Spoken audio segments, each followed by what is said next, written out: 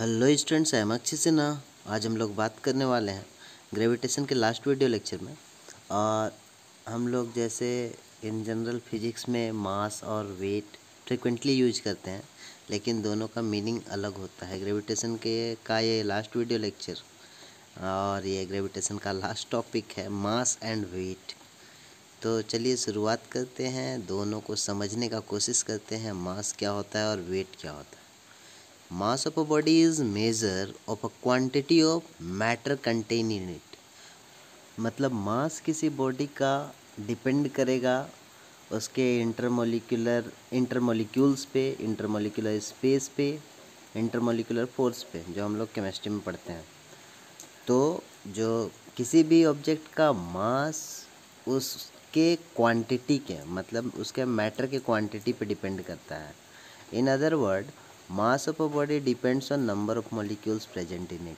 मतलब unit volume में कह सकते हैं कि एक यूनिट वॉल्यूम में नंबर ऑफ मॉलिक्यूल्स कितना है उस पर डिपेंड करेगा उसका मास कितना है।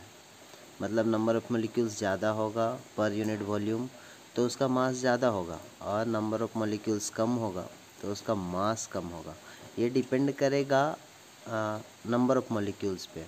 और एक चीज़, अगर आप किसी ऑब्जेक्ट को आप यहाँ पे रखें या फिर आप मून पे ले जाएं, उसका मास चेंज नहीं करने वाला है, नंबर ऑफ मॉलिक्यूल्स चेंज नहीं करेगा, दैट इज़ मास चेंज नहीं करेगा। तो mass is a scalar quantity, ये एक ही चीज़ पे डिपेंड करता है, विच इज़ मैग्नीट्यूड। हम लोग वेक्टर एंड स्केलर क्वांटिटी के बारे में पढ़ चुके हैं, तो ये स्केलर क्वांटिटी है।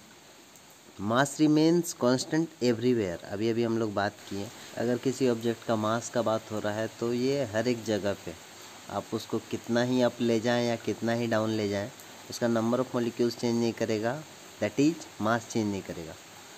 मास कैन नेवर बी जीरो, तो मास जीरो नहीं हो सकता कभी।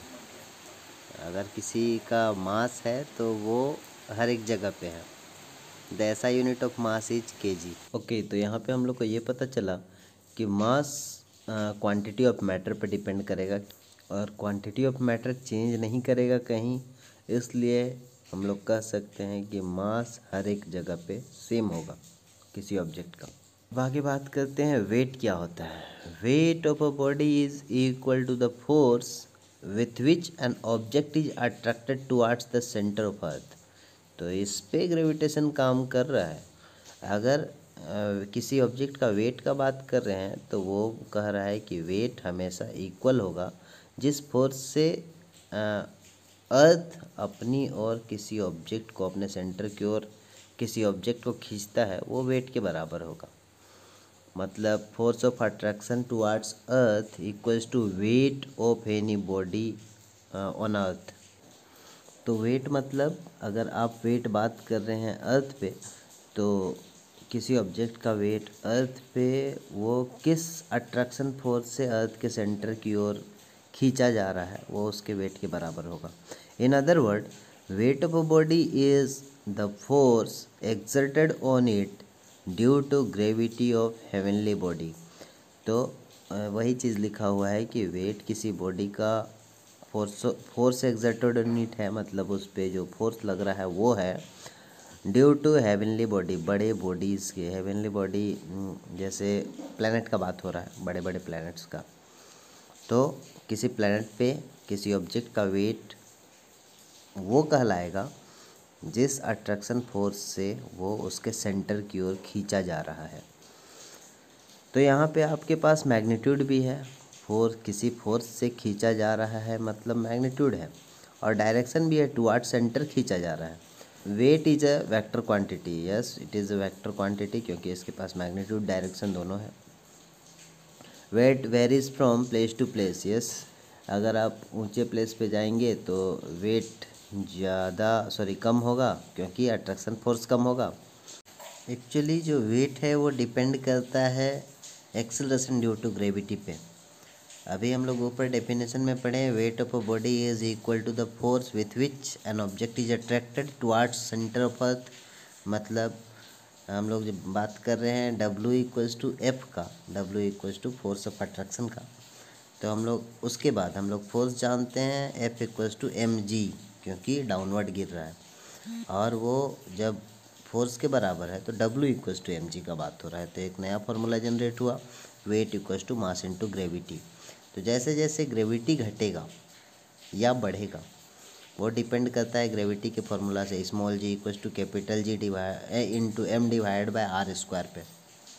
वैसे वैसे उस ऑब्जेक्ट का वेट बढ़ेगा या घटेगा, जो भी, अगर आपका gravity acceleration due to gravity का वैल्यू बढ़ रहा है या घट रहा है, ऊपर या नीचे आप ऑब्जेक्ट को ले जा रहे हैं तो वैसे वैसे उस ऑब्जेक्ट का वेट बढ़ेगा और घटेगा अगर मास फिक्स रखे हैं तो।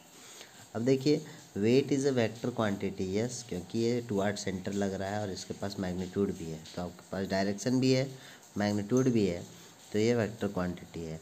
Wait varies place to place, हाँ ये वेरी करता है, ऊपर ले जाइए नीचे ले जाइए तो ये वेरी करेगा, प्लेस टू प्लेस वेरी करेगा। Weight is zero for free space, free space मतलब अगर एक्सेलरेशन ड्यू टू ग्रेविटी जहाँ पे नहीं लग रहा है किसी हेवनली ऑब्जेक्ट का, वहाँ पे वेट जीरो होगा। या फिर आप सेंटर ऑफ अर्थ तक, अगर आप पॉसिबल है तो सेंटर ऑफ अर्थ तक ले जाइए किसी ऑब्जेक्ट को, तो वहाँ पे वेट जीरो होगा उस ऑब्जेक्ट का। क्योंकि अगर आप सेंटर ऑफ अर्थ तक किसी ऑब्जेक्ट को ले जा रहे हैं तो वहाँ पे रेडियस जीरो होगा जिसके कारण जी का वैल्यू जीरो होगा, because small ji equals to capital G m divided by r square, r ही जीरो हो गया तो फिर वहाँ पे ऑब्जेक्ट का वैल्यू जीरो होगा और जिसके कारण उस ऑब्जेक्ट का वेट वहाँ पे जीरो होगा। तो अब आगे weight equals to force towards heavenly body, हम लोग जानते हैं, ऊपर पढ़ें फिर first definition first line, weight equals to force towards heavenly body. और हम लोग जानते हैं force equals to mass into acceleration या मास इनटू ग्रेविटी, वो डिपेंड करेगा कि डाउनवर्ड कोई ऑब्जेक्ट गिर रहा है या फिर वो हॉरिजेंटल डायरेक्शन में मूव कर रहा है। तो वहाँ से फोर्स बराबर है mg के, और mg मतलब वो जो फोर्स बराबर है वेट के, दिस इम्प्लाइज वेट बराबर होगा mg के। तो यहाँ से एक नया फॉर्मूला जनरेट हुआ, W इक्वल्स टू mg। अब mg है, फोर्स का बात हो रहा है, तो SI unit of weight is newton. तो ये है वेट के बारे में। तो होप वेट और मास समझ में आया होगा। तो ये है एंड ग्रेविटेशन चैप्टर का, और मैं भी वेट और वेट से रिलेटेड, मास में तो कोई फार्मूला है नहीं, तो वेट से रिलेटेड न्यूमेरिकल करेंगे हम लोग एक वीडियो पे।